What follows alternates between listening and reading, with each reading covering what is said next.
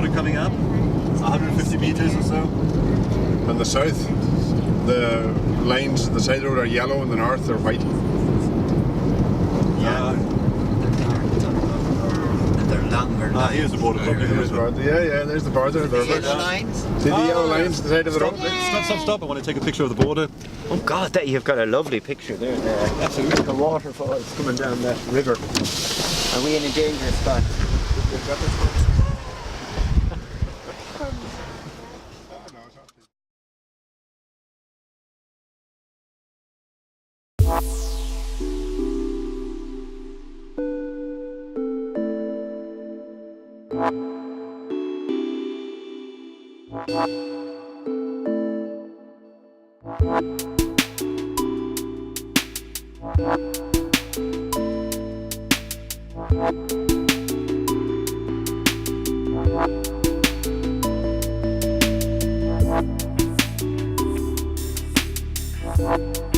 It's a jumbled mess of stones.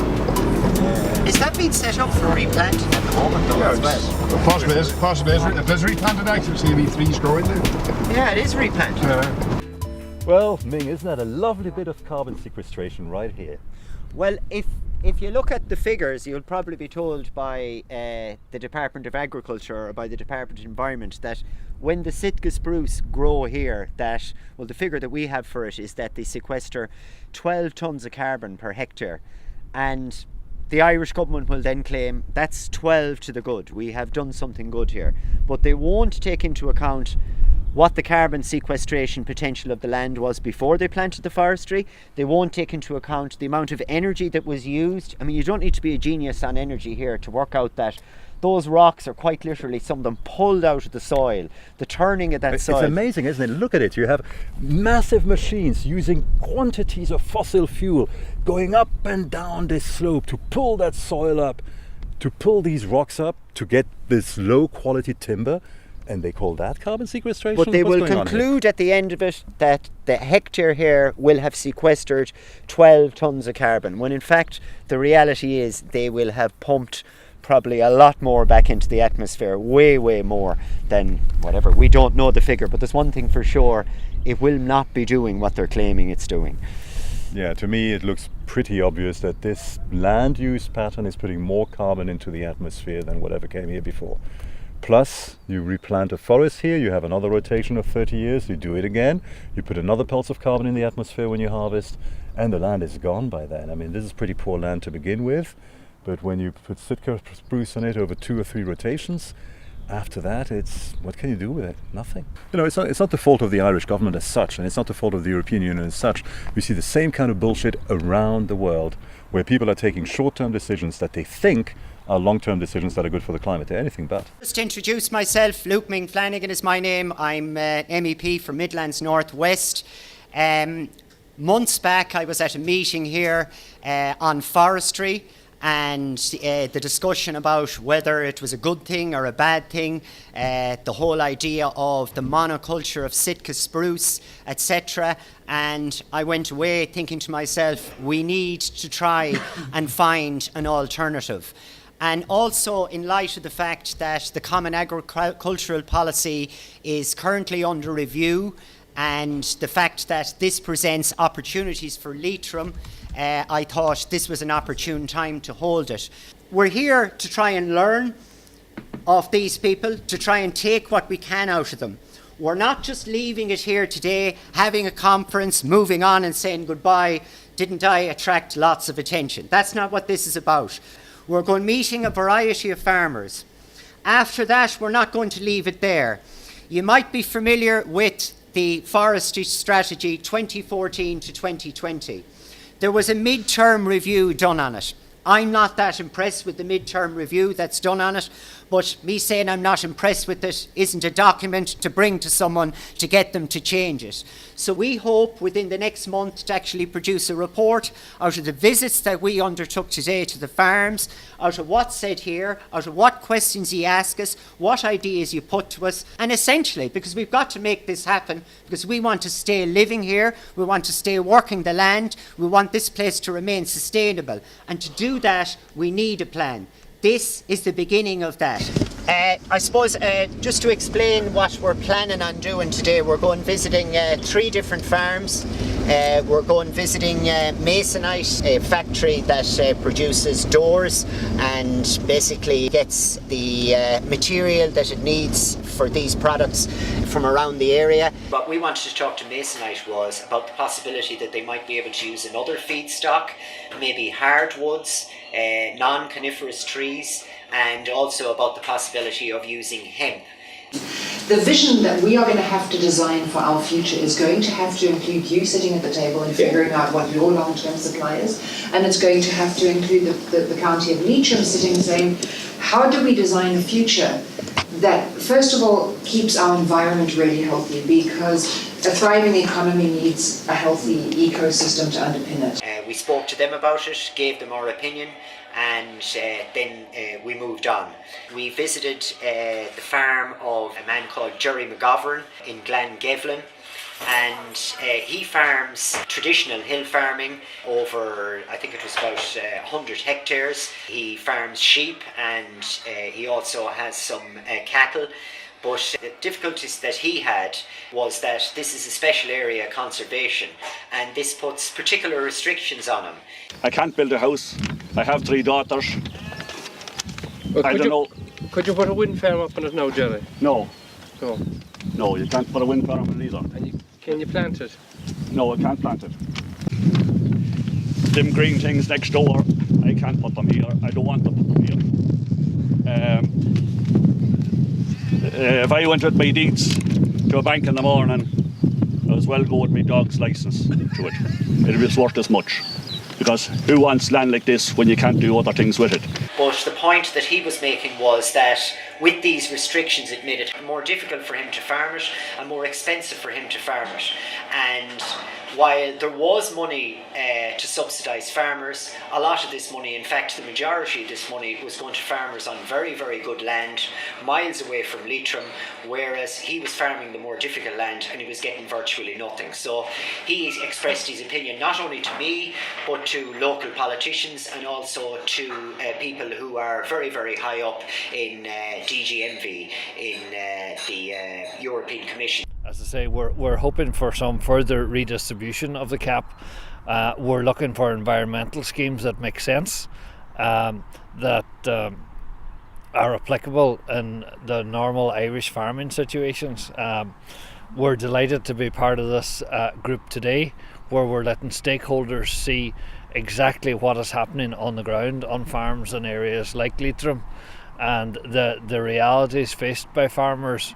And obviously we're highlighting some of the current deficiencies in cap policy that mean farmers aren't as well supported in some of these areas as they could be or as they should be. After that we went to see another type of farm in Drumkieran, and it comes under a scheme called REBAPS.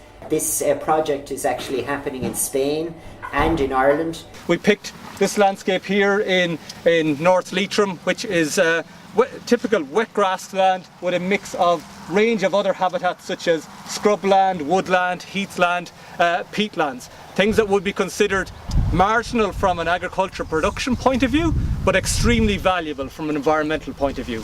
Simply, can you put a quality score on a field based on its environmental quality and pay farmers based on the environmental quality? So the same as a farmer bringing his animals or his crops to market and getting paid per kilogram or per quality of carcass, here you bring the field or the landscape to an environmental market and get paid for the quality. That's where part of the visit we've done today is so important, which was this pilot project on results-based payments that shapes a bit the way of how this could be addressed in the future, making life easier for the farmer, for public administration, and delivering better results. We know the world of agriculture is complex. There are several kinds of agriculture and several views of what's the right agriculture. To put in extremes, one of such views is that view that sees, well, agriculture is about intensification, feeding the world, competing, and that's the name of the game. And there's another view which is no, European agriculture is about small-scale local farming, quality next to the consumer, next to nature. These two views will keep competing. The sign of hope is, well, what do you think most Europeans would like to see more in their plate? Is it intensive agriculture, more lab, more molecules, more techniques, more drones and more robots? Or is it more nature, whatever that means? For many people, it's more nature. So many urbanites, many townies, where most of the votes are, actually have an instinct of being aligned with this high nature value farming that they don't understand. So I think the role for you, those that live in these areas, is don't expect just the townies to come and understand everything. Approach them. There's some potential alliance there, and the winds of history, I think, will blow in this direction. I hope quickly enough to have a right cap in the next phase. After Drumkieran, we went to Drumshambo, in another part of Leitrim. They have what they call a social farming enterprise. Now, they do a lot of other farming on it, but one of the aspects and the unique aspects of their farm was that they get people with special needs, with mental health difficulties, and people are looking for solutions to problems in their life. They get them and they bring them out and work with them on the farm, and they've discovered that it is massively therapeutic. They get to experience farming life, country life in the best possible sense, in small groups of about 2 or 3 people alongside a farmer on a regular working farm. For the farmer then, we have found through research that's huge benefits for the farmer in that, and huge benefits with being a valued resource in the community. And also there's an economic benefit for the farm in that opening his farm he gets rewarded for his time and for the costs involved with that as well. High nature value farmland isn't all that rare in Ireland. There is a relatively, at least a mediocre probability that it exists in the majority of the country. There still prevails this type of derisory attitude. Are they more as valued in Irish society, within the farming community as well, and by farming organisations? Are they as valued as the large dairy farmer? And why not? Why aren't they as valued? In other countries, the small farmer, the independent farmer, is highly valued. And Irish society maybe needs to think a little bit about that. When I was at that meeting here on the forestry, and some people afterwards were saying, well, it was painted very black and white, forestry is bad, no forestry is good. I don't think anyone was saying that. What really people were saying was there's a good way to do things and there's a bad way to do things. And there's a good way to engage in forestry and there's a bad way to engage in forestry. And the person that I thought of was to maybe come and talk about that was a man called Patrick Worms, who's with us now from the World Agroforestry Institute. And I've seen several presentations from Patrick, and you don't get an awful lot of hope when you hear an awful lot of the commentary on farming and agriculture, but I have to say I got a lot of hope out of what this individual said. So why? Why are there trees everywhere in farming systems that are not mechanized? Well, first, because trees have deep roots. They can pump nutrients up from way below the surface where your crop roots are not going to, or your sward is not going to get them, and these fall to the surface and become available to the crops thanks to leaf fall. They're also great at buffering water cycles. In dry areas, they will absorb rain and store it under the surface. In wet areas, if you choose the right species, they will help dry out your land if that's what you want. We're also travelling around Leitrim tomorrow with Patrick Worms to look at the possibility of developing agroforestry in this area. But this is special. I mean, the ground that sucks your prosthesis off you, that's special. So it's going to be difficult to figure out what to do here. Agroforestry is probably the oldest form of agriculture known to man. We know today that the very first plant to have been domesticated that we know of about 10,000 years ago was the fig. And in the Middle East, the fig is a perfect agroforestry tree. So people have been combining trees and crops for millennia, and they have been doing it for a very good reason. And that includes Ireland. I've seen examples here today It's an agroforestry system in all but name. The local farmers didn't know to call it an agroforestry system, but when you have a windbreak, when you have a hedge, when you have a shelter belt, when you have a woodlot next to a piece of grass, those are agroforestry systems. What impressed me the most was the sheer enthusiasm for farming in a more natural, aware way that I detected from all of the farmers I met and that I saw at the meeting yesterday evening, for example, where people understand that the advice they've been getting for the last 20 or 30 years to monocrop something, be it cattle or sheep or something else, is just not delivering what they need, which is resilience and income and stability, and perhaps most important of all, a high quality soil that they can leave to their children. Everybody is set up, and the advice has been focus on one thing. Do sucklers, do beef, do sheep, do something, but just do one thing. Yes. And you end up going into debt. You've seen it today and yesterday, the farmers we spoke to, nobody said he was making money from his farming. Everybody would go under if it wasn't for the subsidies that they're getting. That's not a business, that's madness. If everything around you is geared to buying milk and beef, and you are suddenly producing barley, for example, then there is no infrastructure to buy your barley, there's no market. So suddenly you find yourself with a product that the market won't bear. And that has to be taken into account as well. When you're taking an agroforestry decision, you are in effect deciding to increase the productivity of your land, but to also complexify your land. You're not just getting your crop or your animal, you're getting trees on top, you're getting tree biomass on top. And you have to think, what can I do with a tree biomass? Is it beautiful timber that I can sell in 30 years' time? Or am I going to get regular thinnings that I can sell for biomass, for energy? Or am I going to get fruit? Or am I going to get none of the above, but the ecosystem services to my crops are so great that I plant them anyway? And that analysis is one that every farmer has to do by taking into account what his local marketing environment requires. I've just met a worm. You've just met a worm, haven't you? We shot you in half, there'll be two here. We didn't expect by the end of the conference to have all the answers. I mean, how could we? But as a result of the conference, now we have a glut of experts coming towards us, offering us help. And the help that we're getting is to put together a report which will be an alternative review of the forestry strategy. Definitely one of the best things about it is we got those very important people in DGMV out of their offices, out onto the farms with wellies on them, on the ground to see things just as the farmer does. A day like today is really important. We take people out, we show them in context, and all of a sudden it just makes sense for people. So I think that it would be great if more meetings were actually held out on location as opposed to held in meeting halls. We might actually be seeing farming and agriculture from the position of being in farming and agriculture, not being in urban environments and boardrooms. The benefit is that Humberto Delgado, someone who was really, really important and a gentleman, I have to say that, got to meet people right at the bottom rung of the ladder whose life his decisions affect. And I feel he left there with a better understanding of what he has to do in his job. And also the farmers left with a better understanding of what direction the European Union is going in. And I think they left with a little bit of good news that actually in the future the CAP money will be coming for environmental schemes. And this used to be a scary prospect for farmers, because farmers would have been thinking, well, you know, if it goes for environmental schemes, what will I get for farming? But the facts are that the lands that I represent and the counties that I represent, the vast majority of them are in high nature value areas.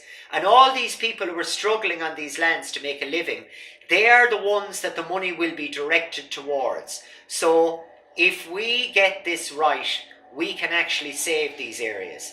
And we're talking about massive money. 31 million euro a year extra for Mayo. That's a lot of money. 11 million euro a year extra for Leitrim.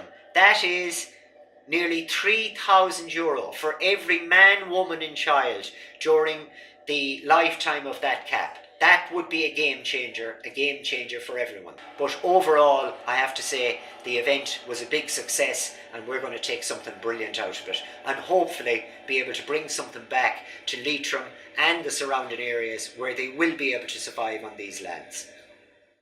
The future of agriculture is trees. And I'm going to prove it to you by asking you to all stand up. Yeah, stretch those legs.